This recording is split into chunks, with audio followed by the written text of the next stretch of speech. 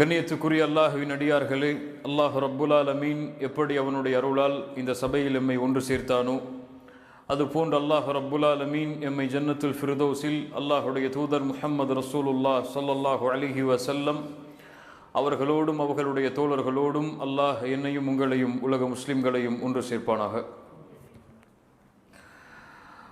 ரசூலுல்லாஹி ஸல்லல்லாஹு அலைஹி வஸல்லம் அவர்களை நாம் நேசிக்கிறோம். அவர்களோடு இந்த உலகத்தில் வாழ்வதற்கு அல்லாஹ் ரப்புல் ஆலமீன் எமக்கு வாய்ப்பை தரவில்லை என்றாலும் நாளை மறுமையில் அவர்களோடு அல்லாஹ் எம்மை வாழ வைப்பான் என்ற ஆதரவோடு எம்முடைய வாழ்வை நாம் கழித்து கொண்டிருக்கிறோம். அல்லாஹுவை நேசிப்பது போன்றல்ல அல்லாஹுடைய தூதர் முஹம்மது ரசூலுல்லாஹ் ஸல்லல்லாஹு அலைஹி வஸல்லம் அவர்களை நேசிப்பது. அல்லாஹுவை நேசிப்பது ஹுப்புன் ஃபித்ரி, இயற்கையான நேசம். அல்லாஹுடைய தூதர் ஸல்லல்லாஹு அலைஹி வஸல்லம் சொன்னார்கள், குல்லு மௌலூதின் யூலது அலல் ஃபித்ரா, ஒவ்வொரு குழந்தையும் பிறக்கும் பொழுது ஃபித்ராவில் தான் பிறக்கிறது, இயற்கையில் தான் பிறக்கிறது. தன்னை படைத்த இறைவன் யார் என்பதை தெரிந்துதான் பிறக்கிறது. அல்லாஹ் ரப்புல் ஆலமீன் இந்த படைப்புகளை படைத்த பொழுதே எல்லோரிடத்திலும் அல்லாஹ் வாங்கினான் வாக்கு, அலஸ்து பி ரப்பிக்கும், நான் உங்களுடைய இறைவன் இல்லையா? எல்லா உயிர்களும் சொன்னது பலா, ஆம் யா அல்லாஹ். அந்த இயற்கை முஸ்லிம்களாக இருந்தாலும் முஸ்லிம் அல்லாதவர்களாக இருந்தாலும், இறைவனை ஏற்று வாழ்பவர்களாக இருந்தாலும் இறைவனை ஏற்று வாழாதவர்களாக இருந்தாலும், யாராக இருந்தாலும் அவர்களுடைய உள்ளத்தில் இயற்கையாக ஏதோ ஒரு மூலையிலாவது இருக்கும், தன்னை படைத்த இறைவன் அல்லாஹ், அவனை நாம் நேசிக்க வேண்டும் என்று. என்னை படைத்தவன் ஒருவன் இருக்கிறான், அவனுடைய நேசம் என்னுடைய உள்ளத்தில் இருக்கிறது என்பது எல்லோருக்கும் இயற்கையான ஒன்று. இமாம் ஜௌசி ரஹிமஹுல்லா சொன்னார்கள், ஆனால் அல்லாஹுடைய தூதரை நேசிப்பது ஹுப்புன் இக்தியாரி, தேர்ந்தெடுத்து நேசிப்பது. அல்லாஹுடைய தூதருடைய வாழ்க்கையை தெரியாமல் ஒருவர் அல்லாஹுடைய தூதரை நேசிக்க முடியாது. அல்லாஹுடைய தூதருடைய குணத்தை தெரியாமல் ஒருவர் அல்லாஹுடைய தூதரை நேசிக்க முடியாது. அல்லாஹுடைய தூதருடைய பண்புகளை அறியாமல் ஒருவர் அல்லாஹுடைய தூதரின் மீது முஹப்பத்தை வைக்க முடியாது. அதனால்தான் அம்ர் இப்னு ஆஸ் ரலியல்லாஹு அன்ஹு அவர்கள் சொல்லுகிறார்கள், நாங்கள் எங்களுடைய பிள்ளைகளுக்கு எப்படி குர்ஆனை கற்றுக் கொடுப்போமோ அது போன்று அல்லாஹுடைய தூதருடைய வரலாற்றையும் கற்றுக் கொடுப்போம், சீராவை கற்றுக் கொடுப்போம். குர்ஆனை ஓதுவது, அல்லாஹுடைய தன்மைகளை வாசிப்பது அல்லாஹுவின் மீதுள்ள அன்பை வெளிப்படுத்தும், அதிகப்படுத்தும். சீராவை அறிவிக்கும் போது, அல்லாஹுடைய தூதருடைய வரலாற்றை அறிவிக்கும் போது அல்லாஹுடைய தூதரின் மீதுள்ள அன்பு அதிகமாகும். அதனால் நாங்கள் குர்ஆனை கற்றுக் கொடுப்பது போன்று எங்களுடைய பிள்ளைகளுக்கு நாங்கள் சீராவை, அல்லாஹுடைய தூதருடைய வரலாற்றை கற்றுக் கொடுப்போம். அல்லாஹுடைய தூதருடைய இந்த தேர்ந்தெடுப்பின் இந்த நேசத்தை அல்லாஹ் கடமையாக்குகிறான். இது இல்லாமல் ஒருவருடைய ஈமான் முழுமையாகாது. லா யுமினு அஹதுக்கும், உங்களில் யாரும் முஃமின்களாகவே மாற முடியாது. எதுவரை ஹத்தா அகூன அஹப்ப இலைஹி மின் வாலிதிஹி வ வலதிஹி வன்னாஸி அஜ்மஈன், உங்களுடைய பெற்றோர்களை விட பிள்ளைகளை விட ஒட்டுமொத்த உலகத்தை விடவும் நான் உங்களுக்கு நேசம் உள்ளவனாக மாறாத வரை உங்களில் யாரும் முஃமினாகவே மாற முடியாது, ஈமானை முழுமையாகாது. இந்த ஹுப்புல் இக்தியாரியை உள்ளத்தில் முழுமையாக்காமல் அல்லாஹுடைய தூதர் ஸல்லல்லாஹு அலைஹி வஸல்லம் அவர்களை அதிகமாக இந்த பூமியில் நேசித்தவர்கள் யார்? நாம சஹாபாக்கள். அவர்களை போன்று அல்லாஹுடைய தூதரை நேசிக்கவே முடியாது. அல்லாஹுடைய தூதரோடு வாழ்ந்த அந்த நாட்கள் எல்லாம் அவர்களுக்கு சொர்க்கம். இந்த பூமியில் சொர்க்கத்தின் மனிதர் இந்த பூமியில் வாழ்வது, அவரோடு வாழ்வது என்பது சொர்க்கம் அவர்களுக்கு. இந்த பூமியில் அல்லாஹுடைய தூதரோடு காலையை கழித்தார்கள், மாலையை கழித்தார்கள், இரவை கழித்தார்கள். அந்த நபித்தோழர்கள் தான் எம்மை விட அல்லாஹுடைய தூதரை அதிகம் நேசித்தவர்கள். அவர்களுடைய நேசிப்பை நாம் எம்முடைய வார்த்தைகளால் விவரித்து விட முடியாது. அவர்களும் அல்லாஹுடைய தூதரை நேசித்தார்கள். அல்லாஹுடைய தூதரின் நேசமும் என் மீது கிடைக்க வேண்டும் என்று எல்லா நபித்தோழர்களும் விரும்பினார்கள். அம்ர் இப்னு ஆஸ் ரலியல்லாஹு அன்ஹு ஃபத்ஹ் மக்கா, இஸ்லாமிய மார்க்கம் வெற்றி அடையக்கூடிய அந்த மக்காவுடைய வெற்றிக்கு சில ஆண்டுகளுக்கு முன்னால் தான் இஸ்லாமை ஏற்றுக்கொள்கிறார். ஒரு 3-4 வருடங்களுக்கு முன்னால் அல்லாஹுடைய தூதரை சந்தித்து கேட்கிறார் ஒரு முறை, யா ரசூலல்லாஹ், ஐயுன் நாஸி அஹப்பு இலைக், மனிதர்களில் உங்களுக்கு விருப்பமானவர் யார்? ஐயுன் நாஸி அஹப்பு இலைக், மனிதர்களில் உங்களுக்கு விருப்பமானவர் யார்? அல்லாஹ்வுடைய தூதர் சொன்னார்கள், ஆயிஷா என்னுடைய மனைவி ஆயிஷா ரலியல்லாஹு அன்ஹா. அம்ர் இப்னு ஆஸ் மறுபடியும் கேட்கிறார், அல்லாஹ்வுடைய தூதரை, மினர் ரிஜால், ஆண்களிலிருந்து, நான் பெண்களிலிருந்து கேட்கவில்லை, ஆண்களிலிருந்து யார்? அம்ர் இப்னு ஆஸ் விரும்புவது அல்லாஹ்வுடைய தூதர் தன் பெயரை சொல்ல வேண்டும் என்பதை. அல்லாஹ்வுடைய தூதர் சொன்னார்கள், அபூஹா, அவர்களுடைய தந்தையாகிய அபூபக்கர் சித்திக். அதற்கு பிறகு யார்? அல்லாஹ்வுடைய தூதர் உமர். அதற்கு பிறகு யார்? அல்லாஹ்வுடைய தூதர் மற்ற சஹாபாக்களுடைய பெயரை குறிப்பிட்டுக் கொண்டே வருகிறார்கள். அம்ர் இப்னு ஆஸ் அந்த கேள்வியை விட்டு விடுகிறார். ஏன் விடுகிறார்? அவருக்கு வருத்தம் வருகிறது, அல்லாஹ்வுடைய தூதர் தன் பெயரை சொல்லவில்லையே என்று. இப்படி அல்லாஹ்வுடைய தூதரோடு ஈமான் கொண்ட எல்லா நபித்தோழர்களும் விரும்பினார்கள், அல்லாஹ்வுடைய தூதரை நானும் நேசிக்க வேண்டும், அல்லாஹ்வுடைய தூதர் என்னையும் நேசிக்க வேண்டும் என்று. அந்த சஹாபாக்கள் அவர்களுக்கு கொடுத்த கண்ணியம், மதிப்பு என்பது சாதாரணமானது கிடையாது. ஹுதைபியா உடன்படிக்கையில் அல்லாஹ்வுடைய தூதர் ஸல்லல்லாஹு அலைஹி வஸல்லம் அவர்களோடு பேச்சுவார்த்தையில் கலந்து கொண்டு சென்ற ஒரு காஃபிர் உர்வா இப்னு மஸ்ஊத் அத்-தகஃபி அந்த காஃபிர்களை பார்த்து சொல்கிறார், இவர்கள் யார் தெரியுமா? உர்வா இப்னு மஸ்ஊத் ஒரு இஸ்லாமிய மார்க்கத்தை ஏற்காத குறைஷி காஃபிர். உர்வா சொல்கிறார், நான் எத்தனையோ அரசர்களை சந்தித்திருக்கிறேன், கிஸ்ரா கைசர் கோட்டைகளில் வசிக்கக்கூடிய அரசர்களை எல்லாம் சந்தித்திருக்கிறேன். ஆனால் எந்த ஒரு அரசருக்கும் அவர்களுடைய தோழர்கள் கொடுக்காத கண்ணியத்தை முஹம்மதின் தோழர்கள் அவர்களுக்கு கொடுப்பதை பார்த்து ஆச்சரியப்படுகிறேன். அவர் ஒன்றை சொன்னால் அதை செய்வதற்கு விரைகிறார்கள், கட்டளையிட்டால் அதை செயல்படுத்தும் வரை அவர்களோடு துணை இருக்கிறார்கள். அவர்களை பார்க்கும் பொழுது கூட கண்ணியமான பார்வையில் பார்க்கிறார்கள். அவர்கள் உது செய்தால் கூட அந்த உதுவுடைய தண்ணீர் கீழே விழுந்துவிடக் கூடாது என்பதற்காக அதை கையால் தாங்கி பிடிக்கிறார்கள்.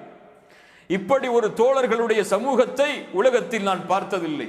நஜாசி அரசரை பார்த்திருக்கிறேன், கிஸ்ரா கைசரில் வசிக்கக்கூடிய அரசர்களை எல்லாம் பார்த்திருக்கிறேன். ஆனால் முஹம்மதின் தோழர்கள் அவர்களுக்கு கொடுக்கக்கூடிய கண்ணியத்தை போன்று வேறு யாரிடத்திலும் நான் கண்ணியத்தை கொடுத்ததை நான் பார்த்ததில்லை என்று உர்வா இப்னு மஸ்ஊத் அத்-தகஃபி அவர் கூறினார். அந்த நேசம், அதையெல்லாம் சில நிகழ்வுகளை கூறி நாம் அடையாளம் காட்டலாமே தவிர அதை முழுமையாக விவரித்து விட முடியாது. பத்ருடைய போர்க்களம், அல்லாஹ்வுடைய தூதர் வரிசைகளை சரிபடுத்துகிறார்கள். இதையெல்லாம் எப்படி வரலாற்றில் இருந்து நாம் மறந்தோம் என்று எமக்கு தெரியவில்லை. பத்ருடைய போர்க்களத்தில் அல்லாஹ்வுடைய தூதர் வரிசையை சரிபடுத்துகிறார்கள். அப்போது ஒரே ஒரு நபித்தோழர் மட்டும் வரிசையை விட்டு வெளியே வந்து நிற்கிறார். அல்லாஹ்வுடைய தூதர் ஸல்லல்லாஹு அலைஹி வஸல்லம் அவரை பார்த்து சொன்னார்கள், இஸ்தவ் யா சவாத், வரிசையை சரிபடுத்து சவாதே, ஏன் விலகி நிற்கிறாய் என்று அல்லாஹ்வுடைய தூதர் தன்னுடைய கையில் இருந்த குச்சியால் அவரை கொஞ்சம் குத்தி உள்ளே அனுப்புகிறார்கள். சவாத் ரலியல்லாஹு அன்ஹு அந்த நேரத்திலே சொன்னார்கள், அல்லாஹ்வுடைய தூதரை எனக்கு நீங்கள் நோவினை கொடுத்து விட்டீர்கள், நான் அதற்கு பழி தீர்க்க வேண்டும். அத்துணை சஹாபாக்கள் ஒன்று கூடி இருக்கும் பொழுது, எதிரிகள் அதை கண்காணித்துக் கொண்டிருக்கும் பொழுது அல்லாஹ்வுடைய தூதர் அந்த குச்சியை அவருடைய கையில் கொடுத்து சொன்னார்கள், என்னை பழி தீர்த்துக்கொள் என்று. அல்லாஹ்வுடைய தூதரை ஆடை இல்லாமல் இருந்தேன், நீங்கள் ஆடையோடு இருக்கிறீர்கள், ஆடையை உயர்த்துங்கள் என்று சொன்னார்கள். அல்லாஹ்வுடைய தூதர் ஆடையை உயர்த்துகிறார்கள், அவர்களை கட்டி அணைக்கிறார்கள், கையில் இருந்த குச்சியை தூக்கி எறிந்து. அல்லாஹ்வுடைய தூதர் ஸல்லல்லாஹு அலைஹி வஸல்லம் சவாதை பார்த்து கேட்டார்கள், சவாதை ஏன் இப்படி செய்கிறாய்? சவாத் ரலியல்லாஹு அன்ஹு சொன்னார்கள், யா ரசூலல்லாஹ், கத் ஹதர மா தரா, என்ன நடக்கப் போகிறது என்பதை நீங்கள் பார்க்கிறீர்கள். இந்த போர்க்களம் ஒன்று முடிவா அல்லது எங்களுடைய மரணமா தெரியாது. இதற்கு பிறகு நாங்கள் திருப்பி வருவோமா மாட்டோமா என்று எங்களுக்கு தெரியாது. ஆனால் இந்த பூமியை விட்டு நான் பிரியும் பொழுது நான் தொட்ட கடைசி தோளாக உங்களுடைய தோல் இருக்க வேண்டும் என்று ஆசைப்பட்டேன், அதனால் இப்படி செய்தேன். அந்த போர்க்களத்தில் அவர் ஷஹீதானார். கண்ணியத்துக்குரியவர்களே, இப்படி சஹாபாக்களுடைய முஹப்பத்தை எல்லாம் நாம் புரிந்து கொள்வதற்கு எமக்கு ஒரு தனி சிந்தனை தேவைப்படும். அவ்வளவு தூரத்தில் தான் அந்த வரலாறுகளை விட்டு நாம் விலகி வாழ்கிறோம். இந்த நபித்தோழர்களுடைய வாழ்க்கையில் அவர்கள் சந்தித்த மிகப்பெரிய சோதனைகளுக்கெல்லாம் மிகப்பெரிய சோதனை அல்லாஹ்வுடைய தூதர் ஸல்லல்லாஹு அலைஹி வஸல்லம் அவர்கள் மரணமான அந்த நாள்.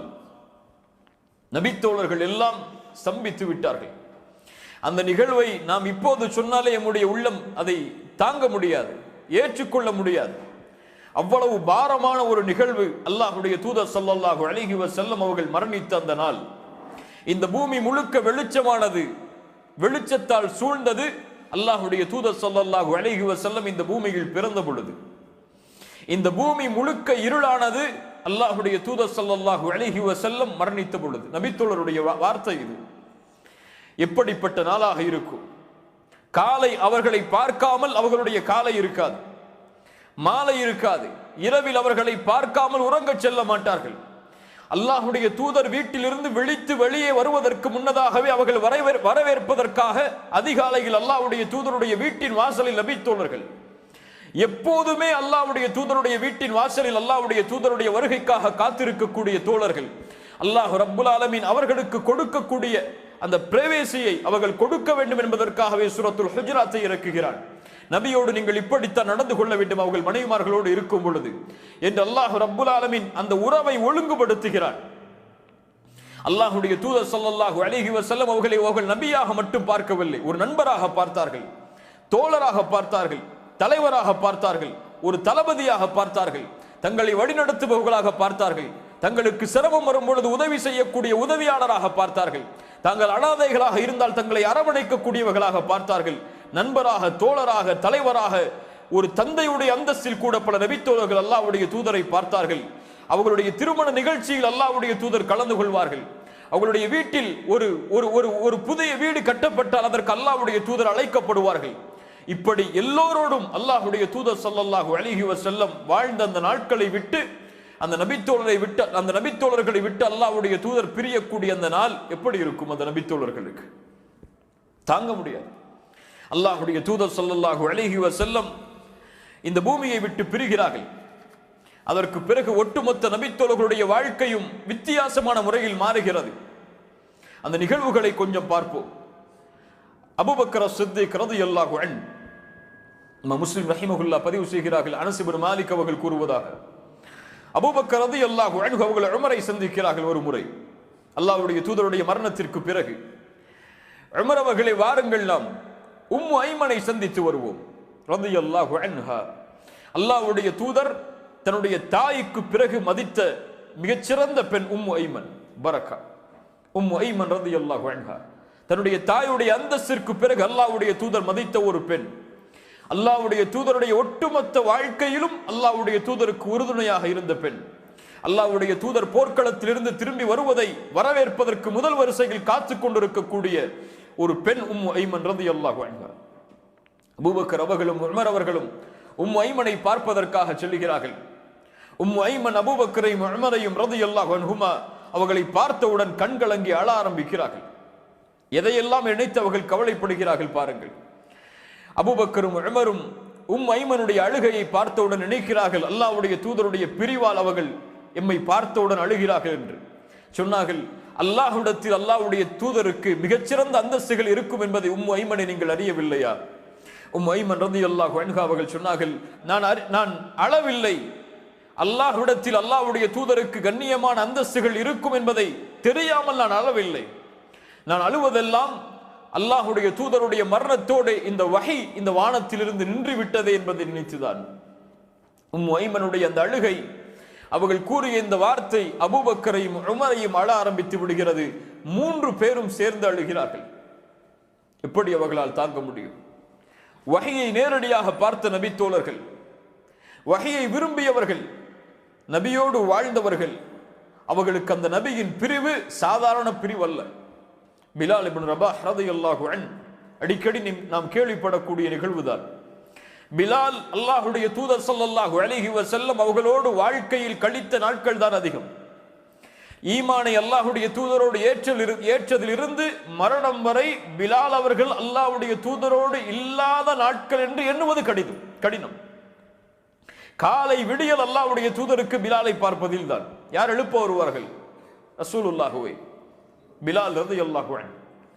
பிலாலுடைய அதான் அல்லாஹ்வுடைய தூதர் ஸல்லல்லாஹு அலைஹி வஸல்லம் காலை ஃபஜ்ருக்கு தயாராகுவதற்கு ஆரம்பம், தன்னுடைய நாளை தொடங்குவதற்கு ஆரம்பம். அந்த பிலால் அவர்கள் அல்லாஹ்வுடைய தூதர் ஸல்லல்லாஹு அலைஹி வஸல்லம் அவர்களுக்கு பிறகு அதான் சொல்வதை விட்டு விலகிக் கொள்கிறார். ஏன்? அவர்கள் அஷ்ஹது அன்ன முஹம்மது ரசூலுல்லாஹ் என்ற வார்த்தையை கூட முழுமையாக சொல்லுவதற்கு அவர்களால் முடியவில்லை. அந்த நேசம் அவர்களை தடுக்கிறது. அந்த நேசத்தின் விளிம்பு அந்த அதானை முடிப்பதற்கு கூட அவர்களுக்கு இடம் கொடுப்பதில்லை. கடைசி காலத்தில் உமர் அவர்களுடைய ஆட்சிக்கு பிறகுதான் அந்த அதானை மறுபடியும் உமர் அவர்கள் கூறும் பொழுது கூற ஏவும் பொழுது அதை சொல்லுகிறார்கள். அஷ்ஹது அன்ன முஹம்மது ரசூலுல்லாஹ் என்று வரும் பொழுது தேம்பி அழ ஆரம்பித்து விடுகிறார்கள். ஆனால் இப்படியே தன்னுடைய வாழ்க்கையில் அல்லாஹ்வுடைய தூதருக்கு பிறகு கவலையோடு வாழ்ந்த பிலால் அவர்களுடைய மரணத்தின் பொழுது சிரிக்கிறார். மனைவி கேட்கிறார்கள், என் கணவரை கவலை அடையக்கூடிய இந்த நாளில் நீங்கள் சிரிக்கிறீரே ஏன்? சொன்னார்கள், கதன் நல்கல் அஹிப்பத முஹம்மத வ ஸஹ்பா அல்கல் அஹிப்பத முஹம்மத வ ஸஹ்பா. நான் நாளை முஹம்மதையும் அவர்களுடைய தோழர்களையும் சந்திக்க போகிறேனே, இதைவிட மகிழ்ச்சியான நாள் என்னுடைய வாழ்க்கையில் ஏது என்று கேட்டார். அவர்கள் விரும்பியது எதை? தூதரோடு வாழ்வதை. இந்த உலகத்தில் அவர்களுக்கு அந்த வாய்ப்பு பறிபோகிவிட்டாலும் எப்படியாவது மறுபடியும் அந்த தூதரை நாங்கள் சந்தித்து விட வேண்டும் என்று அவர்கள் விரும்பினார்கள், நேசித்தார்கள் அதை. அந்த நாட்களை எண்ணி தங்களுடைய வாழ்க்கையை வாழ்ந்து கொண்டிருந்தார்கள். ரசூலுல்லாஹி ஸல்லல்லாஹு அலைஹி வஸல்லம் அவர்கள் அறிவித்த ஒரு ஹதீஸ் அந்த நபித்தோழர்களுக்கு ஒரு பெருநாளாக கருதப்பட்டது. பெருநாளுக்கு கொடுக்கக்கூடிய மகிழ்ச்சியை போன்ற ஒரு நபியுடைய ஒரு செய்திக்கு அந்த நபித்தோழர்கள் மகிழ்ச்சியை கொடுத்தார்கள். அல் மர்உ மஅ மன் அஹப்ப. நாளை மறுமையில் ஒருவன் யாரை நேசித்தானோ அவர்களோடு இருப்பான் என்ற ஒரு செய்தி அவர்களுடைய உள்ளத்தில் ஆனந்தத்தை கொடுத்தது. ஏன்? அவர்கள் யாரை நேசித்தார்கள்? ரசூலுல்லாஹ். அதனால் மகிழ்ச்சி அடைந்தார்கள். நான் அல்லாஹ்வுடைய தூதரை நேசிக்கிறேன், மறுமையில் அல்லாஹ்வுடைய தூதரோடு வாழ்வேன் என்று. எம்முடைய வாழ்க்கையை கொஞ்சம் புரட்டி பாருங்கள். ரசூலை நாம் பார்க்கவில்லை இன்னும். அவர்களுடைய முகம் எப்படி என்று எம்முடைய பெரும்பான்மையான மக்களுக்கு தெரியாது. அவர்களுடைய வாழ்க்கையை தான் படித்திருக்கிறோம், அவர்களுடைய குணங்களை படித்திருக்கிறோம், பண்புகளை படித்திருக்கிறோம் ஓரளவுக்கு. ஆனால் எம்முடைய உள்ளத்தில் அந்த ஆசை இருக்கிறதா? நான் நாளை மறுமையில் சொர்க்கத்தில் நுழைந்தவுடன் நான் பார்க்கக்கூடிய முதல் முகமாக என்னுடைய தூதருடைய முகம் இருக்க வேண்டும் என்று கை வைத்து கேட்டு பாருங்கள். அந்த நினைவுகளை விட்டெல்லாம் தூரமாகிதான் ஏதோ ஒரு உலகத்தில் நாம் வாழ்ந்து கொண்டிருக்கிறோம். அல்லாஹ் எம்மை பாதுகாப்பானாக. அல்லாஹ்வுடைய தூதரோடு சொர்க்கத்தில் எப்படி வாழ்வது? அந்த வாய்ப்பை அல்லாஹ் அவர்களை பார்க்காதவர்களுக்கும் கொடுப்பானா? இமாம் தபரானி ரஹிமஹுல்லாஹ் அவர்கள் பதிவு செய்கிறார்கள், ஆயிஷா ரலியல்லாஹு அன்ஹா அவர்கள் கூறுவதாக, ஒரு மனிதர் அல்லாஹ்வுடைய தூதர் ஸல்லல்லாஹு அலைஹி வஸல்லம் இடத்திலே வருகிறார். யா ரசூலல்லாஹ், நான் உங்களை என்னுடைய உயிரை விட நேசிக்கிறேன். தூதரிடத்தில் பொய் சொல்லிவிட முடியாது. ஏதோ சில புகழ்ச்சிகளுக்காக எல்லாம் தூதருக்கு முன்னால் பேசிவிட முடியாது. அல்லாஹ் வசனத்தை இறக்கி விடுவான், இவர் முனாஃபிக் என்று சொல்லுகிறார். அந்த நபித்தோழர், அல்லாஹ்வுடைய தூதரே, என் உயிரை விட உங்களை நான் நேசிக்கிறேன். நான் என்னுடைய செல்வத்தை விடவெல்லாம் உங்களை நேசிக்கிறேன். என்னுடைய பிள்ளைகளை விடவெல்லாம் உங்களை நேசிக்கிறேன். அல்லாஹ்வுடைய தூதரே, உங்களோடு நான் இருக்கும் பொழுது மன நிம்மதியோடு வாழ்கிறேன். உங்களை விட்டு பிரிந்து நான் வீட்டிற்கு சென்று விட்டால் உங்களை பார்க்காத வரை என்னால் நிம்மதியோடு இருக்க முடியவில்லை. உங்களுடைய முகத்தை நான் பார்க்காத வரை பொறுமையோடு இருக்க முடியவில்லை. ஓடி வந்து விடுகிறேன் உங்களை பார்ப்பதற்காக. அல்லாஹ்வுடைய தூதரே, என் மரணத்தையும் உங்களுடைய மரணத்தையும் நினைத்து பார்க்கிறேன். நீங்கள் மரணித்தால் சொர்க்கத்தில் உயர்ந்த நபிமார்களோடு இணைந்து விடுவீர்கள் என்று நான் நம்பிக்கை கொள்கிறேன். ஆனால் நான் சொர்க்கத்திலே நுழைந்தால் நான் உங்களை சொர்க்கத்திலே பார்க்க முடியுமா என்று கவலைப்படுகிறேன். என்ன ஒரு பணிவு பாருங்கள் தூதரிடத்தில். நான் நபித்தோழர் சொர்க்கத்திலே வந்து உங்களை பார்த்து விடுவேன் என்று சொல்லவில்லை. என்ன கேட்கிறார்? நம்ம இன்னைக்கு அப்படிதான் நினைச்சிட்டு இருக்கோம், நம்ம சொர்க்கத்துக்கு போனா தூதரை பார்த்தரலாம்னு சொல்லி. அந்த தோழர் கேட்கக்கூடிய கேள்வி என்ன? அல்லாஹ்வுடைய தூதரே, நீங்கள் நபிமார்களோடு சொர்க்கத்தில் உயர்ந்த அந்தஸ்தில் வாழ்வீர்கள். நானும் ஒரு சாதாரண ஒரு நபித்தோழர், உங்களை சொர்க்கத்தில் உங்களோடு வாழ்வதற்கு, உங்களை பார்ப்பதற்கு என்னால் முடியுமா என்று பயப்படுகிறேன். அல்லாஹ்வுடைய தூதர் மௌனமாகி விடுகிறார்கள். அல்லாஹ் ரப்புல் ஆலமீன் இந்த கேள்விக்கும் இதை விரும்புவர்களுக்கும் பதில் சொல்கிறான் குர்ஆன். வமை யுத்தில்லாஹ வ ரசூலஹு ஃபஉலாயிக மஅல்லதீன அன்அம அல்லாஹு அலைஹிம் மினன் நபிய்யீன். யார் அல்லாஹ்விற்கும் தூதருக்கும் கட்டுப்பட்டார்களோ இவர்கள் நாளை மறுமையில் அல்லாஹ்வால் அருள் செய்யப்பட்ட நபிமார்களோடு இருப்பார்கள். அவ்வளவுதான். அல்லாஹ்வால் அருள் செய்யப்பட்ட நபிமார்களோடு, உண்மையாளர்களோடு, சுகதாக்களோடு, அல்லாஹ்வுடைய பாதையில் ஷஹீதானவர்களோடு, சாலிஹான மக்களோடு அவர்கள் வாழ்வார்கள். இந்த தோழமை தான் சிறந்த தோழமை. அல்லாஹ்வுடைய தூதரோடு மறுமையில் வாழ்வதற்கு அல்லாஹ் அந்த நபித்தோழருக்கு கொடுத்த நற்செய்தி அல்லாஹ்விற்கு கட்டுப்படுங்கள், தூதருக்கு கட்டுப்படுங்கள். தூதருக்கு கட்டுப்பட்டவர் நாளை மறுமையில் ஹவுதில் தூதரை சந்திப்பார். எங்கே சந்திப்பார்? ஹவுத், மஹ்ஷர் மைதானத்தில் இருக்கக்கூடிய அந்த நீர் தடாகம். அல்லாஹ்வுடைய தூதர் தன்னுடைய கரத்தால் தண்ணீரை எடுத்து கொடுப்பார்கள் அவர்களுடைய உம்மத்திற்கு. அதில் தண்ணீரை கொடுப்பவருக்கு, குடிப்பவருக்கு தாகமே ஏற்படாது. அதற்கு பிறகு அந்த ஹவுதில் அல்லாஹ்வுடைய தூதரை சந்திப்பார். தூதருக்கு கட்டுப்பட்டவர். யார் தூதருக்கு கட்டுப்படாமல், அதோடு மட்டுமல்லாமல் தூதருடைய வழியை விட்டு மாற்று வழிகளை பின்பற்றினார்களோ, அது தூதருடைய வழியை மாற்றி செய்தார்களோ, அல்லாஹ்வுடைய தூதர் ஒன்றை கூறியிருக்க, அல்லாஹ்வுடைய தூதர் ஒன்றை மார்க்கமாக கட்டளையிட்டிருக்க, மார்க்கம் அல்லாத ஒன்றை மார்க்கமாக தூதர் கூறியதாக எவர் ஒருவர் செய்கிறாரோ, அல்லாஹ்வுடைய தூதராலே அவர் விரட்டப்படுவார். இருந்து சுஹ்கன் சுஹ்கன், தூரமாகி விடுங்கள் என்று விரட்டுவார்கள் அல்லாஹ்வுடைய தூதர் ஸல்லல்லாஹு அலைஹி வஸல்லம் அவர்களை. அல்லாஹ்வுடைய தூதரை நாளை மஹ்ஷரில் சந்திக்க வேண்டும் என்றால், மறுமையில் அல்லாஹ்வுடைய தூதரோடு வாழ வேண்டும் என்றால், அல்லாஹ்வுடைய தூதரோட சொர்க்கத்தில் நுழைந்து அவர்களுக்கு அருகாமையிலேயே தங்களுடைய இருப்பிடத்தை ஆக்கிக் கொள்ள வேண்டும் என்றால், அதற்கு நபித்தோழராக பிறக்க வேண்டும் என்ற நிபந்தனை எல்லாம் கிடையாது. அதற்கு நீங்கள் மக்காவில் பிறக்க வேண்டும், மதீனாவில் மரணமாக வேண்டும் என்ற நிபந்தனை எல்லாம் கிடையாது. அதற்கு இருக்கக்கூடிய ஒரே நிபந்தனை, அல்லாஹ்விற்கும் தூதருக்கும் கட்டுப்படுங்கள். அல்லாஹ் ஏவியதை செயல்படுத்துங்கள், அல்லாஹ் தடுத்ததை விட்டு விலக்கிக் கொள்ளுங்கள். அல்லாஹ்வுடைய தூதர் ஏவியதை செயல்படுத்துங்கள், அல்லாஹ்வுடைய தூதர் தடுத்ததை விட்டு விலகிக் கொள்ளுங்கள். அது எம்மை சொர்க்கத்தில் அழைத்து செல்லும், தூதரோடு வாழ்வதற்கு எமக்கு உதவி செய்யும். அல்லாஹ்வுடைய தூதர் ஸல்லல்லாஹு அலைஹி வஸல்லம் அவர்களுக்கு நாளை மறுமையில் அவர்களுடைய வீட்டுக்கு அருகில் 2 நபித்தோழர்களுடைய வீடுகள் அமையும் என்று அல்லாஹ்வுடைய தூதர் சொன்னார்கள். யார் அந்த நபித்தோழர்கள்? இந்த நபித்தோழர்கள் என்னுடைய மறுமையில் என்னுடைய வீட்டின் அருகே இவர்களுடைய வீடுகள் இருக்கும், அண்டை வீட்டார்கள்.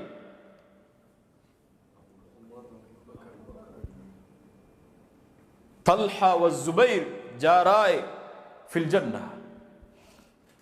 தல்ஹாவும் ஜுபைரும் சொர்க்கத்தில் என் அண்டை வீட்டார்கள். இந்த ஹதீஸை பார்க்கும் பொழுது ஒரு மிகப்பெரிய ஆச்சரியம் எழுந்தது. ஏன் இவர்களை மட்டும் அல்லாஹ்வுடைய தூதர் தன்னுடைய அண்டை வீட்டார்கள் என்று சொன்னார்கள்? இந்த இருவரும் தூதருக்கு செய்த தியாகம் அவ்வளவு மகத்தானது. ஜுபைர் ரலியல்லாஹு அன்ஹு 8 வயதில் இஸ்லாமை இருக்கிறார். மக்காவுடைய ஆரம்ப காலத்தில் 12வது வயதில் வாழ்ந்து கொண்டிருக்கும் பொழுது மக்காவில் அல்லாஹ்வுடைய தூதர் ஒரு உயர்ந்த மலைப்பகுதியில் வைத்து வேதனை செய்யப்படுகிறார்கள் என்ற ஒரு செய்தி ஜுபைர் அவர்களுக்கு வந்து சேர்கிறது. 12 வயது வாலிபர் கையில் வாளை உயர்த்தி கொண்டு தூதரை நோவினை செய்பவர்களுடைய தலையை இந்த வாளால் வெட்டி வீசுவேன் என்று வீதிகளில் உலா வருகிறார். அது ஒரு வதந்தி. அல்லாஹ்வுடைய தூதர், மக்கள் எல்லோரும் சொல்கிறார்கள், குலாமுன் மஅஹு ஸைஃப், ஒரு சிறுவன் அவனுடைய கையில் வாள் இருக்கிறது என்று மக்கள் எல்லோரும் பேசுகிறார்கள். அல்லாஹ்வுடைய தூதர் பார்க்கிறார்கள் அவரை, ஜுபைரை ஏன், எதை நீ சுமந்து செல்கிறாய், ஏன் இப்படி நடந்து கொள்கிறாய்? அல்லாஹ்வுடைய தூதரை, நீங்கள் நோவினை செய்யப்படுவதாக நான் அறிகிறேன், அதனால் இந்த வாளை நான் உயர்த்தி பிடித்திருக்கிறேன். என்ன செய்வாய் இந்த வாளை கொண்டு? உங்களை நோவினை செய்பவர்களை பழி தீர்ப்பேன். இவர்தான் அல்லாஹ்வுடைய தீனுக்காக இவர் ஓங்கிய அந்த வாழ் தான் முதல் வாழ். இந்த ஜுபைர் ரலியல்லாஹு அன்ஹு. தல்ஹா, அல்லாஹ்வுடைய தூதர் ஸல்லல்லாஹு அலைஹி வஸல்லம் அவர்களுடைய தோழர் அபூபக்கர் சித்திக் ரலியல்லாஹு அன்ஹு அவர்கள் சொன்னார்கள், இந்த நாள் ஒருவருக்கு உரித்தாகும் என்றால் அது தல்ஹாவிற்கு தான். எந்த நாள்? உஹத். உஹதுடைய அந்த நாள் முழுவதும் சொந்தமானது யாருக்கு தான்? தல்ஹாவுக்கு தான். அல்லாஹ்வுடைய தூதரை பாதுகாக்கிறார்கள். அன்சாரிகள் எல்லோரும் கொல்லப்படுகிறார்கள். அல்லாஹ்வுடைய தூதரை பாதுகாப்பதற்காக அல்லாஹ்வுடைய தூதருக்கு முன்னால் வருகிறார். 38 காயங்கள் அவருடைய முன் உடம்பில், ஆயுதங்களால் அம்புகளால் துளைக்கப்பட்ட அவருடைய ஒரு கை செயலிழந்து போகிறது.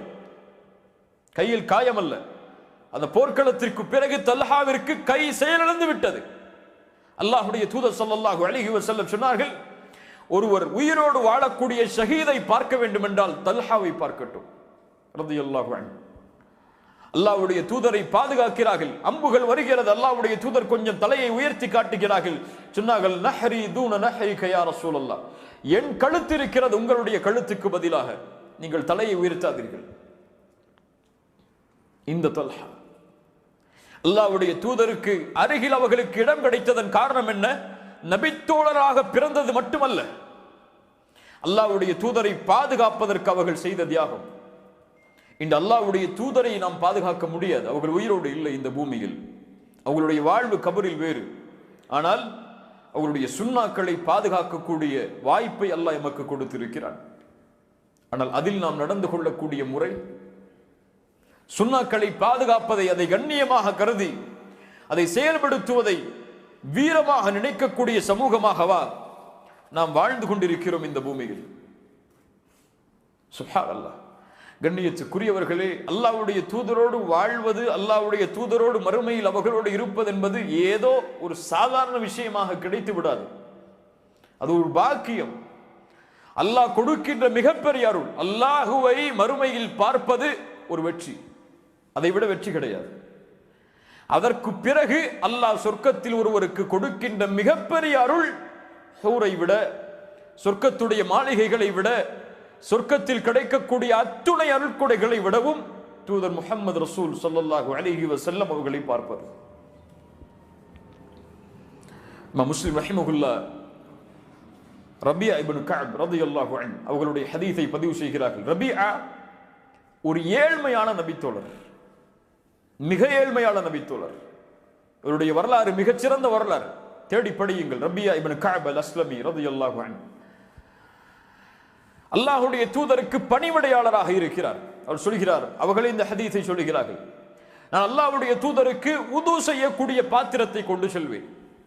அவர்களுக்கு பணிவிடை செய்யக்கூடிய ஒரு பணியாளனாகவே அல்லாஹ்வுடைய தூதரோடு இருந்தேன். அல்லாஹ்வுடைய தூதர் யாருக்கும் கொடுக்காத ஒரு வாய்ப்பை ரபியா அவர்களுக்கு கொடுத்தார்கள். அவர்களை பார்த்து ஒரு முறை சொன்னார்கள், ஃபகால லி சல், என்னிடத்திலே கேள், நான் உனக்கு அல்லாஹ்விடத்திலே கேட்டு தருகிறேன். இவ்வளவு பெரிய பாக்கியம். தூதர் துஆ கேட்பதை அல்லாஹ் மறுக்க மாட்டான். தூதருடைய துஆ அங்கீகரிக்கப்படும். அவர் ஏழ்மையான நபித்தோழர், அல்லாஹ்வுடைய தூதருக்கு பணிவிடை செய்வதுதான் அவருடைய வேலையை. அவர் வேறு ஏதாவது ஒன்றை கேட்டிருக்கலாம். அந்த நபித்தோழர் கேட்டார், அஸ்அலுக முராஃபகதக ஃபில் ஜன்னah, யா ரசூலுல்லாஹ், என்னுடைய தேவை எல்லாம் நாளை மறுமையில்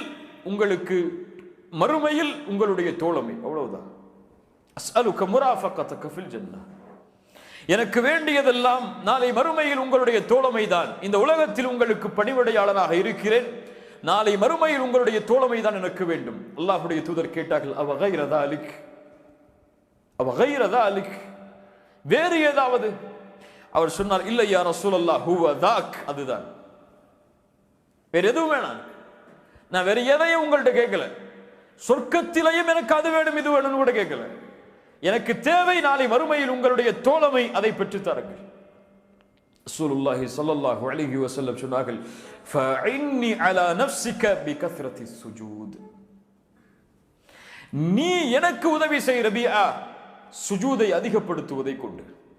இமாம் நவவி ரஹிமஹுல்லாஹ் தங்களுடைய ரியாதுஸ் ஸாலிஹீன் என்ற கிதாபில் இதை பதிவு செய்கிறார்கள். இமாம் முஸ்லிம் ரஹிமஹுல்லாஹ் அவர்களுடைய கிதாபுக்கு ஷரஹ் சொல்லும் பொழுது, விரிவுரை சொல்லும் பொழுது, சுஜூதை அதிகமாக செய்யுங்கள் அல்லாஹ்வுடைய தூதர் என்று கூறியது தொழுகையை அதிகப்படுத்துங்கள், நஃபிலான வணக்கங்களை அதிகப்படுத்துங்கள்.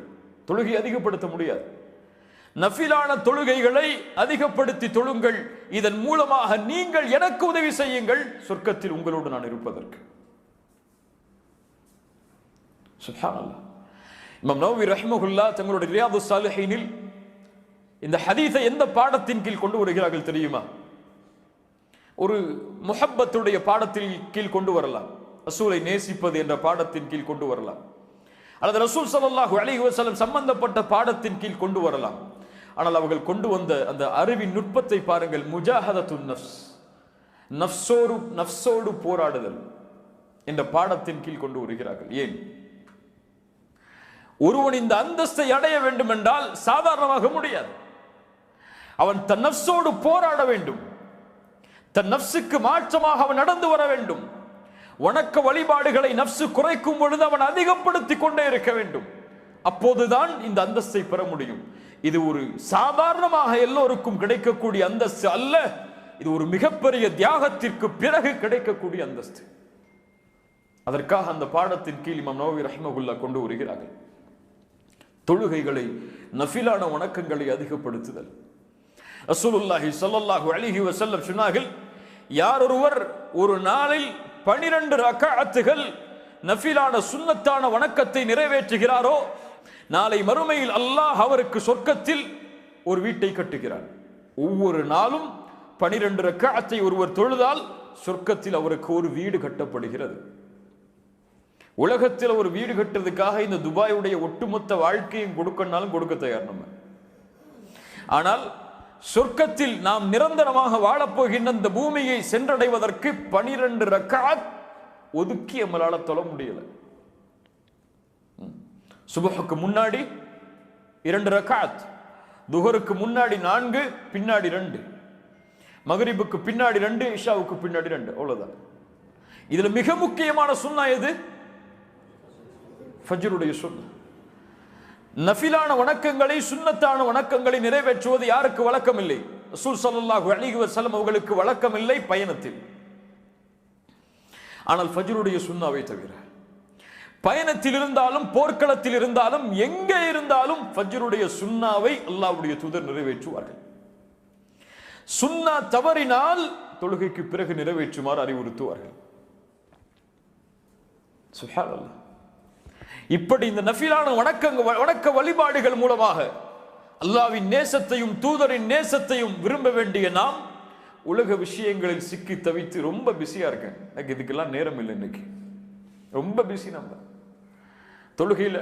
தொழுகை முடிஞ்சோன்னு உட்கார்ந்து சுப்ஹானல்லாஹ், அல்ஹம்துலில்லாஹ், அல்லாஹ் அக்பர்னு சொல்லி அந்த திக்ரை எண்ணி முடிக்கிறதுக்கு நம்முடைய நாக்குக்கு நேரம் கொடுக்க முடியல. நம்மளால அவ்வளோ பிஸியா இருக்கும் இந்த உலகத்துல.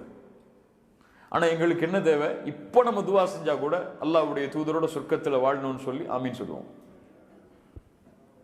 துஆ முயற்சி இல்லாமல் பலனை தராது. துஆ அல்லாஹ்விடத்தில் அங்கீகரிக்கப்பட வேண்டும் என்றால் அந்த துஆ இங்க இருந்து வரணும். இங்க இருந்து வரணும்னா அது செயலா மாறி இருக்கணும். செயலாக மாறாமல் அல்லாஹ் அந்த துஆவை அங்கீகரிக்க மாட்டான். அல்லாஹ் ரப்புல் ஆலமீன் நமக்கு புரியக்கூடிய ஆற்றலை தருவானாக. அந்த நபித்தோழர்கள் விரும்பியதெல்லாம் எதை? சொர்க்கத்தில் அல்லாஹ்வுடைய தூதரோடு நாங்கள் வாழ்வது. அதையே நோக்கமாக கொண்டு பயணித்தார்கள். அதற்காகவே தங்களுடைய வாழ்நாளில் ஒரு பெரும் பகுதியை ஒதுக்கி வணக்க வழிபாடுகளில் ஈடுபட்டார்கள். அந்த முஹப்பத் உள்ளத்தில் அப்படியே ஆழ்ந்திருக்க வேண்டும். யாருக்கு கிடைக்கும்? யாருடைய உள்ளத்தில் இந்த எண்ணமே ஓடிக்கொண்டிருக்கிறதோ அவருக்கு கிடைக்கும். அடிக்கடி சொல்லக்கூடிய நிகழ்வுதான். ஒரு ஷேகனத்தில் கேட்டார்கள், ஒரு மாணவர், அல்லாஹ்வுடைய தூதரை நான் பார்க்க வேண்டும் கனவில், எப்படி பார்ப்பது? அந்த ஷேக் அவர்கள் அவருக்கு பதில் சொன்னாமல் சொன்னார்கள், இரவில் என்னோடு விருந்துக்கு வா, என்னுடைய வீட்டுக்கு நீ விருந்துக்கு வா. விருந்துக்கு அழைத்தார்கள். அழைத்து உட்கார வைத்து சாப்பாட்டை, இரவுடைய உணவை கொடுத்தார்கள். உணவில் எல்லாம் உப்பு. உணவில் எல்லாம் உப்பு. எல்லா உணவிலும் உப்பு. தண்ணீரை கேட்டார், தண்ணீரை கொடுக்க மாட்டேன் என்று சொல்லிவிட்டார் அந்த ஷேக். தண்ணீர் எல்லாம் உனக்கு கிடையாது, உறங்கு.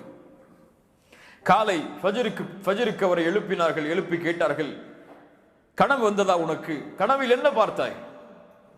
அவர் சொன்னார், தண்ணீர் ஆறுகள், தண்ணீர் கிணறுகள், தண்ணீரே என்னுடைய கனவாக இருந்தது என்று. அப்போது சொன்னார்கள், இதுதான் அதற்குரிய பதில். இதுதான் நீ கேட்ட கேள்விக்குரிய பதில். உன் உள்ளத்தில் தாகத்தின் பொழுது எது தேவைப்பட்டது?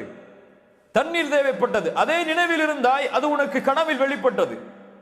நீ எப்போது உன்னுடைய முஹப்பத், உன்னுடைய உள்ளத்தில் அல்லாஹ்வுடைய தூதருடைய அன்பையே நிரம்ப வைத்திருக்கிறாயோ, அல்லாஹ்வுடைய தூதரை நீ கனவில் பார்ப்பாய். இந்த ஷேக் அவர்களுக்கு பதில் சொன்னார்கள், ஆம் கண்ணியத்துக்குரியவர்கள், இதுதான் எல்லாவற்றிற்கும் பதில். தூதரை நாளை மறுமையில் சந்திக்க வேண்டும் என்பதற்காக தன்னுடைய நஃப்ஸோடு போராடி வெற்றி கொள்கிறான் ஒருவன், இவன் நிச்சயமாக நாளை மறுமையில் தூதரை பார்ப்பான், அல்லாஹ் நாடினால். அல்லாஹ்வுடைய தூதர் ஸல்லல்லாஹு அலைஹி வஸல்லம் மிக முக்கியமாக சொன்னார்கள், உங்களில் எனக்கு மிக விருப்பமானவர், நபித்தோழர்களை மட்டுமல்ல, இந்த உலகத்தில் கடைசியாக பிறக்கப் போகின்ற மனிதன் வரை உங்களில் நான் விரும்பக்கூடிய மனிதன். ரொம்ப முக்கியமான விஷயம் கேளுங்க. நாளை மறுமையில் என்னுடைய இருப்பிடத்திற்கு அருகில் தங்களுடைய இருப்பிடத்தை ஆக்கிக் கொள்ளக்கூடியவர். அஹாசினகும் அஹ்லாகா, உங்கள் குணங்களை அழகுபடுத்தியவர்கள் தான். உங்களில் குணங்களை அழகுபடுத்தியவர்கள் தான். அடிக்கடி சொல்லக்கூடியதுதான், சொர்க்கத்திற்கு நுழைவதற்கு நாம் வைத்திருக்கக்கூடிய அளவீடுகள் எல்லாம் தொழுகை, ஜகாத், ஹஜ், நோன்பு. இதான் உள்ளத்தில் ஆழமாக பதிய வைக்க வேண்டும். இந்த தொழுகை, இந்த நோன்பு, இந்த ஹஜ், இந்த ஜகாத், அல்லாஹ்வுடைய மார்க்கத்தில் நாம் பேணக்கூடிய ஹலால் ஹராம் எல்லாம் வீணாகிவிடும். சொர்க்கத்திற்கு செல்லக்கூடிய அமலாக நாம் இதை செய்யும் பொழுது இவையெல்லாம் நரகத்திலே எம்மை சேர்க்கக்கூடிய அமலாக மாறிவிடும். அவருடைய வாழ்க்கையில் குணத்தில் அவர் தன்னை சீர்படுத்தவில்லை என்றால், தன்னுடைய குணம் அவருடைய வாழ்க்கையில் சீராக இல்லை என்றால், மனிதர்களிடத்தில் நடந்து கொள்ளக்கூடிய முறையை அவர் சரிபடுத்திக் கொள்ளாத வரை அல்லாஹ்விடத்தில் இருக்கக்கூடிய உறவை அவரால் சீரமைக்க முடியாது. ஒருவன் தன்னுடைய மனைவிக்கு நல்ல கணவனாக வாழாத வரை உலகத்திற்கே நல்லவனாக வாழ்ந்தாலும் தன் ரப்புக்கே சிறந்த அடிமையாக வாழ்வதற்கு முயற்சி செய்தாலும் முடியாது. அதான் இந்த தீன். خيركم خيركم لأهله وأنا خيركم لأهلي. உங்களில் சிறந்தவர் உங்களுடைய குடும்பத்தாரிடத்தில் சிறந்தவர், நான் சிறந்தவன் என்னுடைய குடும்பத்தாரிடத்தில். ரசூலுல்லாஹ் ஸல்லல்லாஹு அலைஹி வஸல்லம் சொன்னார்கள். கண்ணியத்துக்குரியவர்களே, குணத்தின் அடிப்படையில் இந்த ஒட்டுமொத்த சமூகமும் சிதைந்து கிடக்கிறது. நேர்மை, உண்மை என்று மார்க்கம் கொடுக்கக்கூடிய அளவீடுகள் எல்லாம் இன்று முஸ்லிம்களாலே உடைக்கப்படுகிறது. முன்னாடி இல்மில்லாமல் மார்க்கத்துடைய அடிப்படைகளே தெரியாமல் வாழ்ந்த ஒரு சமூகம் இருந்தது. ஆலிம்கள் சொல்வது மட்டும்தான் அவர்களுக்கு. குர்ஆனை திறந்தோ ஹதீஸை திறந்தோ அந்த சமூகம் படித்தது கிடையாது. ஆனால் அவர்களிடத்தில் இருந்த ஒழுக்கம், அவர்களிடத்தில் இருந்த நேர்மை, அவர்களிடத்தில் இருந்த பண்பு இன்று மார்க்கத்தை படித்து அதை தெரிந்து அதை மக்களிடத்தில் எடுத்து வைக்கக்கூடிய மனிதர்களிடத்தில் கூட இன்று கிடையாது. இல்ம் இல்லாமல் வாழ்ந்த, கண்ணியத்தோடு வாழ்ந்த சமூகம் கூட குண அடிப்படையில் இல்மை பெற்றுக் கொண்டதற்கு பிறகு பெருமைகள், பொறாமைகள், அவர் நான், நீ, நான் என்று வேற்றுமையில் வாழக்கூடிய மக்களாகத்தான் பெரும்பான்மையான சமூகத்தை நாம் பார்க்கிறோம். அல்லாஹ் ரப்புல் ஆலமீன் இந்த குணத்தை எங்கெல்லாம் நிரூபிக்கிறான் தெரியுமா? அல்லாஹ் கூறுகிறான், ஈமான் கொண்டவர்களே, நீங்கள் அல்லாஹ்வுடைய தீனை விட்டு விலகினால் அல்லாஹ் உங்களை விட்டு வேறொரு சமூகத்தை அல்லாஹ் கொண்டு வருவான். அவர்களுடைய தன்மைகள் என்ன தெரியுமா? அவர்களும் அல்லாஹுவை நேசிப்பார்கள், அவர்களையும் அல்லாஹ் நேசிப்பான். அவர்களையும் அல்லாஹ் நேசிப்பான். அதில்லத்தின் அலல் முஃமினீன் அஇஸ்ஸத்தின் அலல் காஃபிரீன். அல்லாஹ் முதல் குவாலிட்டியை கொண்டு வர்றார், முதல் கேரக்டர் இதுதான். அவர்கள் முஃமின்களோடு பணிவோடு நடந்து கொள்வார்கள். முஃமின்களோடு பணிவோடு நடந்து கொள்வான். தான் முன்னேறுவதை விட தன்னோடு வாழக்கூடிய ஒரு சகோதரன் முன்னேறுவதை தன் வெற்றியாக அவன் கருதுவான். சமூகத்தில் யாரொருவன் தன்னை முன்னேற்றிக் கொள்ள வெளியே வந்தாலும் அவனுக்கு கை கொடுத்து உயர்த்தி விடுவான். இங்க அப்படியே சமூகம் இருக்கு. நான் தான் இந்த சமூகத்தில் நிற்க வேண்டும், என்னை தவிர யாரும் இந்த சமூகத்தில் நிற்கக்கூடாது. நான் தான் இந்த சமூகத்தை வழிநடத்த வேண்டும், என்னை தவிர யாரும் இந்த சமூகத்தை வழிநடத்தக்கூடாது என்று இல்ல மஷா அல்லாஹ், அல்லாஹ் பாதுகாத்தவர்களை தவிர பெரும்பான்மையான சமூகம் இன்று இந்த பணிவையே மறந்து விட்டது. முஃமின்கள் தங்களோடு பணிவோடு, பாசத்தோடு, அன்போடு, பரிவோடு நடந்து கொள்வார்கள். ஒருவன் தவறு செய்தால் கூட அவன் மனம் நோகாமல் அந்த தவறை திருத்துவார்கள். எப்படி இன்பமான நேரத்தில் அவரோடு இருந்தானோ அது போன்று துன்பமான நேரத்தில், இன்பமான நேரத்தில் இருந்ததை விட அவரோடு இருப்பான். பலன் இருந்தால் இன்று நட்பு, பலன் இல்லை என்றால் நட்பே கிடையாது. இருக்கு இன்பம் வந்தால் அவரோடு வாழ்வான், துன்பம் அவரிடத்திலிருந்து வந்து விட்டால் அவருக்கு எனக்கும் சம்பந்தம் இல்லை என்றுவான். தான் இன்னைக்கு உலகம். அந்த உலகத்தில் இந்த முஸ்லிம்களும் அவர்களை போன்று வாழ்வதை நினைக்கும் பொழுதுதான் தெரிகிறது தூதருடைய வாழ்வை விட்டு நாம் எவ்வளவு தூரத்தில் வாழ்கிறோம் என்று. அஇஸ்ஸத்தின் அலல் காஃபிரின், காஃபிர்களோடு கடுமையாக நடந்து கொள்வார்கள். காஃபிர்களோடு கடுமையாக நடந்து கொள்வார்கள் என்றால் என்ன அர்த்தம்? அடிக்கடி குர்ஆன்ல படிக்கிறோம்ல, என்ன அர்த்தம்? காஃபிர்களை பார்த்தா பேச மாட்டாங்களா? அவங்களோட உறவை துண்டித்து வாழ்வார்களா? இறை மறுப்பாளர்களை பார்த்தால் விரட்டி விடுவார்களா? அதான் கடுமையா? அல்லாஹ்வுடைய தீனை அவர்களுக்கு முன்னால் பின்பற்றுவதிலிருந்து கடுமையோடு இருப்பார்கள். அல்லாஹ்வுடைய தீனை பின்பற்றுவதற்கு அவர்களை பார்த்து வெட்கப்பட மாட்டார்கள். இன்னைக்கு எல்லாருடைய உள்ளத்திலையும் இது இருக்கு. தன்னை முஸ்லிம் என்று வெளிப்படுத்துவதற்கு பிற மதத்தார்கள் முன்னால் நாம் பயப்படுகிறோம். பயப்படுகிறோம் என்று சொல்வதை விட வெட்கப்படுகிறோம் பலர். அவர்களுக்கு முன்னால் நாம் பேசிக் கொண்டிருக்கும் பொழுது அல்லாஹ் என்ற வார்த்தையை சொல்வதற்கு பலர் வெட்கப்படுகிறார்கள். அவர்களுக்கு முன்னால் பேசும் பொழுது இஸ்லாம் என்ற வார்த்தையை சொல்வதற்கு வெட்கப்படுகிறார்கள். அல்லாஹுடைய மார்க்கத்துடைய சில நிபந்தனைகளை போதனைகளை வெளிப்படுத்தும் பொழுது அவர் என்னை தவறாக நினைத்துக் கொள்வாரோ என்று கருதுகிறார்கள். எது கண்ணியம்? இதுவா? உமர் இப்னு கத்தாப் அவர்கள் சொன்னார்கள், இழிவாக இருந்த எமக்கு இந்த இஸ்லாமிய மார்க்கம் கண்ணியத்தை கொடுத்தது. யார் ஒருவன் இந்த இஸ்லாம் அல்லாத வேறு வழிகளில் கண்ணியத்தை தேடுவானோ அவன் இழிவைத்தான் அடைவான். இப்படி அல்லாஹ்வுடைய தீனை பின்பற்றுவதில் கடுமை காட்டுவார்கள் இறை மறுப்பாளர்களுக்கு முன்னால். இவர்கள் இந்த தீனை நேசிப்பதை பார்த்து அவர்களுக்கும் இந்த தீனை நேசிக்க வேண்டும் என்ற விருப்பம் வரும். ஆனால் இன்று நாமே வெட்கப்படுகிறோம் இந்த தீனை வெளிப்படுத்துவதற்கு. இல்ல மாஷா அல்லாஹ், அல்லாஹ் பாதுகாத்தவர்களை தவிர. அல்லாஹ்வுடைய தூதர் ஸல்லல்லாஹு அலைஹி வஸல்லம் அவர்களோடு வாழ்வதற்கு மறுமையில் இன்னும் சில முக்கியமான காரணிகளை சொன்னார்கள். நானும் யத்தீமை பாதுகாப்பவரும் யத்தீமை அரவணைப்பவரும் நாளை மறுமையில் இந்த 2 விரல்களை போன்றிருப்போம். இந்த சப்ஜெக்டே நம்முடைய வாழ்க்கையில் கிடையாது. யத்தீம்களை அரவணைப்பது, யத்தீம்களை பாதுகாப்பது, யத்தீம்களுக்கு உதவி செய்வது என்ற ஒரு விஷயமே நம்முடைய வாழ்க்கையில் கிடையாது. நமக்கு எம்முடைய குழந்தைகளை பார்க்கறதுக்கே நேரம் இல்லை. இதுல எங்க யத்தீம் குழந்தைகளை பாதுகாக்கிறதுங்கிற எண்ணம் தான் பலருக்கு இருக்கு. அல்லாஹ் அக்பர். இது ஒரு பெரிய இது தனியாக பேசப்பட வேண்டிய நிகழ்வுகள். யத்தீம் குழந்தைகள் யாராக இருந்தாலும், அவர்கள் முஸ்லிம்களாக இருந்தாலும் பிற மதத்தை சார்ந்தவர்களாக இருந்தாலும் அவர்களை கருணையோடு பார்ப்பது, அவர்களுக்கு தேவையான உதவிகளையும் அவர்களுக்கு தேவையான வசதிகளையும் செய்து கொடுப்பது இந்த உலகத்திலே வாழக்கூடிய முஸ்லிம்களுக்கு கடமை, பொறுப்பது. யத்தீம்கள், அல்லாஹ்வுடைய தூதர் ஒரு யத்தீம் தான். அல்லாஹ்வுடைய தூதர் ஒரு யத்தீம் தான். அவர்களுடைய பிறப்பை பற்றி ஒரு ஆசிரியர் சொல்லும் பொழுது சொல்லுவார்கள், ஒரு யத்தீமான குழந்தை இந்த பூமியில் பிறந்தது உலகத்தில் வாழக்கூடிய யத்தீம்களுக்கு கண்ணியத்தை கொடுப்பதற்காக. முஹம்மது ரசூலுல்லாஹ் ஸல்லல்லாஹு அலைஹி வஸல்லம். ஃபஅம்மல் யதீம ஃபலா தக்ஹர். யத்தீம்களை விரட்டாதீர்கள் நபியே.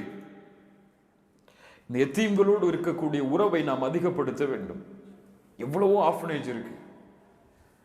அங்கெல்லாம் நமக்கு உதவி செய்வதற்கு நம்மகிட்ட காசு இல்லாட்டா கூட அவர்களோட போய் கொஞ்ச நேரம் உட்கார்றதுக்கு கொஞ்சம் நேரத்தையாவது நம்ம கொடுக்கணும். அவர்கள் யார் என்பதை தேடி அடையாளம் கண்டுபிடித்து அவர்களுக்கு தேவையான வசதிகளை எம்மால் முடிந்த அளவு செய்து கொடுக்க வேண்டும். ரசூலுல்லாஹி ஸல்லல்லாஹு அலைஹி வஸல்லம் இதை நமக்கு வழிகாட்டினார்கள். அல்லாஹ்வுடைய தூதர் ஸல்லல்லாஹு அலைஹி வஸல்லம் மேலும் சொன்னார்கள், என் மீது யார் ஒருவன் அதிகமான ஸலவாத்தை எடுத்து வைப்பாரோ நாளை மறுமையில் அவர் என்னுடைய இருப்பிடத்திற்கு அருகில் இருப்பார். ஸல்லல்லாஹு அலா முஹம்மத், அல்லாஹும்ம ஸல்லி அலா முஹம்மத் என்ற ஸலவாத்தை யார் ஒருவர் அதிகம் கூறுவாரோ அவர் நாளை மறுமையில் என்னோடு இருப்பார். என்னுடைய வீட்டிற்கு அருகில், இருப்பிடத்திற்கு அருகில் தன்னுடைய இருப்பிடத்தை அமைத்துக் கொள்வார். அல்லாஹ்வுடைய தூதருடைய பெயரை எப்போதெல்லாம் உச்சரிக்கிறோமோ, எப்போதெல்லாம் கேள்விப்படுகிறோமோ, எங்கெல்லாம் அந்த பெயரை நாம் நினைக்கிறோமோ அப்போதெல்லாம் எம் நாவுகள் அந்த தண்ணீரை வற்றும் அளவிற்கு நாம் சொல்ல வேண்டும், ஸல்லல்லாஹு அலா முஹம்மத் ஸல்லல்லாஹு அலைஹி வஸல்லம் என்ற ஸலவாத்தை எம்மால் முடிந்த அளவு நாம் கூறிக்கொண்டே வர வேண்டும். யார் என் மீது ஒரு முறை ஸலவாத்தை கூறுவானோ அவன் மீது அல்லாஹ் 10 முறை அருள் செய்கிறான். கண்ணியத்துக்குரியவர்களே, இன்னும் சில வழிகளை அல்லாஹ்வுடைய தூதர் ஸல்லல்லாஹு அலைஹி வஸல்லம் அவர்கள் சொன்னார்கள். இந்த எண்ணத்தோடு நாம் வாழ வேண்டுமா, அல்லது இந்த உலகத்தில் இருக்கக்கூடிய இன்பங்களோடு இந்த எண்ணங்களை மறந்து நாம் வாழ வேண்டுமா என்று முடிவெடுக்கக்கூடிய தருணம் இது. நபித்தோழர்கள் விரும்பிய வாழ்க்கை இந்த உலகத்தில் நான் மரணித்ததற்கு பிறகு அந்த தூதரோடு வாழ்வது. அபூபக்கர் சித்திக் ரலியல்லாஹு அன்ஹு தூதர் மரணித்த நாளில், தூதர் விரும்பிய அந்த நாளில் தானும் மரணித்து அதே தினத்திலேயே அடக்கப்பட வேண்டும் என்று விரும்பினார்.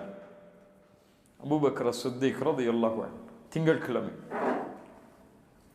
நாம் யோசித்து பாருங்கள், ஒரு கற்பனை செய்யுங்கள். அல்லாஹ் நாளை மறுமையில் எமக்கு சொர்க்கத்திலே நுழைவதற்கு ஒரு வாய்ப்பை கொடுத்தால், இன்ஷா அல்லாஹ் அந்த தூதரை அல்லாஹ் சந்திப்பதற்கு ஒரு வாய்ப்பை ஏற்படுத்தினால், அந்த முதல் சந்திப்பை நாம் எப்படி ஆக்கிக் கொள்வோம்? ஒரு முஃமின் இதை சிந்திப்பான், இதை ஆசை கொள்வான். தூதரை சந்திப்பதற்கு நான் அணியக்கூடிய ஆடை என்ன சொர்க்கத்தில்? யாரையெல்லாம் அழைத்துக் கொண்டு தூதரை சந்திக்க செல்லுவேன்? என் மனைவிமார்களை, குழந்தைகளை அழைத்துக் கொண்டு தயாரித்து அலங்கரித்துக் கொண்டு வாருங்கள் ரசூலை சந்திக்க செல்லுவோம் என்று சொர்க்கத்தில் அந்த வீதிகளில் நடந்து செல்லுவேன். இன்ஷா அல்லாஹ் இது ஒரு கற்பனை. ஒரு முஃமின் இந்த ஆசையை கொள்ள வேண்டும். அவர்களை சந்திப்பதற்கு முன்னால் யாரையெல்லாம் நான் சந்திப்பேன்? எந்த நபித்தோழர்களை எல்லாம் சந்தித்ததற்கு பிறகு அவர்களை சந்திப்பேன்? நபித்தோழர்கள் எல்லாம் படை சூழ்ந்து உட்கார்ந்து இருக்கக்கூடிய அந்த சொர்க்கத்தில் அல்லாஹ்வுடைய தூதர் ஸல்லல்லாஹு அலைஹி வஸல்லம் அவர்களுக்கு நான் அடையாளம் காட்டப்படும் பொழுது, நான் அவர்களை சந்திப்பதற்கு வந்திருக்கிறேன் என்று அறிவிக்கும் பொழுது, அல்லாஹ்வுடைய தூதர் எம்மை எப்படி வரவேற்பார்கள்? நாம் அல்லாஹ்வுடைய தூதருக்கு சலாம் கூற, அல்லாஹ்வுடைய தூதர் எமக்கு சலாமிற்கு பதில் கூற, எம் நலவை அல்லாஹ்வுடைய தூதர் விசாரிக்க, அல்லாஹ்வுடைய தூதரின் நலவை நாம் விசாரிக்க, அல்லாஹ்வுடைய தூதர் எம்மை கட்டி அணைக்க, இன்ஷா அல்லாஹ் இப்படிப்பட்ட வாய்ப்புகள் எல்லாம் அல்லாஹ் எனக்கு தருவானா என்ற ஏக்கம் ஒரு முஃமினுடைய உள்ளத்தில் ஆழமாக பதிந்து கிடக்க வேண்டும். அதுதான் முஹப்பத், அதுதான் உண்மையின் நேசம். அல்லாஹ்வுடைய தூதர் என்னுடைய வாழ்வில் நான் செய்த நன்மைகளை மலக்குகளின் மூலமாக தெரிந்து கொண்டு அந்த நபித்தோழர்களுக்கு அறிவிக்கும் பொழுது என்னுடைய அந்த நிலைமையை குறித்து, அந்த நிலைமை எப்படி இருக்கும்? அபூபக்கரை சந்திப்பேன் ரலியல்லாஹு அன்ஹு, உமரை சந்திப்பேன். என் மனைவிமார்கள் அல்லாஹ்வுடைய தூதருடைய மனைவிமார்களை சந்திப்பார்கள். ஆயிஷா ரலியல்லாஹு அன்ஹா, ஹதீஜா ரலியல்லாஹு அன்ஹா, ஃபாத்திமா ரலியல்லாஹு அன்ஹா, இப்படி நபித்தோழிகளுடைய கூட்டத்தினுடைய மனைவிமார்கள் அவர்களை சந்தித்து அவர்களுக்கு சலாம் முகர்ந்து அவர்களோடு உறவுகளை அமைத்துக் கொள்வார்கள். இதுவல்லவா வாழ்க்கை? இதை நினைத்து வாழ்வதல்லவா வாழ்க்கை? கண்ணியத்துக்குரியவர்களை, இந்த அன்பை உணருங்கள். இதுவே எம்முடைய வாழ்க்கையின் குறிக்கோளாக இருந்து அல்லாஹ்வுடைய தூதர் ஸல்லல்லாஹு அலைஹி வஸல்லம் அதை அடைவதற்கு கூறிய வழிகளை பின்தொடர்ந்து அதையே எண்ணமாக நோக்கமாக நிறுத்தி யாரொருவன் அல்லாஹ்விடத்தில் இதை உள்ளத்திலிருந்து பிரார்த்தனை செய்கிறாரோ, அல்லாஹ் ரப்புல் ஆலமீன் அல்லாஹ்வுடைய தூதர் முஹம்மது ரசூலுல்லாஹ் ஸல்லல்லாஹு அலைஹி வஸல்லம் அவர்களோடு சொர்க்கத்தில் வாழக்கூடிய வாய்ப்பை அவருக்கு அல்லாஹ் தருவான். கண்ணியத்துக்குரியவர்களே, அல்லாஹ் ரப்புல் ஆலமீன் இந்த நினைவை நம்முடைய உள்ளத்தில் அதிகப்படுத்துவானாக. இந்த எண்ணத்தில் அல்லாஹ் ரப்புல் ஆலமீன் எம்மை வாழ வைப்பானாக. அல்லாஹ் ரப்புல் ஆலமீன் நாளை மறுமையில் சொர்க்கத்தில் அல்லாஹ்வுடைய தூதரை சந்தித்து அவர்களோடு அவர்களுக்கு அருகாமையில் சொர்க்கத்தில் வாழக்கூடிய வாய்ப்பை அல்லாஹ் எனக்கும் உங்களுக்கும் தருவானாக. இந்த அறிவுரையை முதலாவதாக எனக்கும் பிறகு உங்களுக்கும் ஆக்கிக் கொள்கிறேன். அக்கூலு கௌலி ஹாதா அஸ்தக்ஃபிருல்லாஹ் லீ வலக்கும். திடீரென்று அழைக்கப்பட்ட அழைப்பை ஏற்று வந்திருக்கக்கூடிய உங்கள் எல்லோர்களுக்கும் அல்லாஹ் ரப்புல் ஆலமீன் முழுமையான நற்கூலிகளை அல்லாஹ் வழங்கட்டும். ஜஸாக்குமுல்லாஹு கைரன். பாரக்கல்லாஹு ஃபீக்கும். அகூலு கௌலி ஹாதா சுப்ஹானக்கல்லாஹு பிஹம்திக் அஷ்ஹது அல்லா இலாஹா இல்லா அன்த் அஸ்தக்ஃபிருக வ அத்தூபு இலைக்.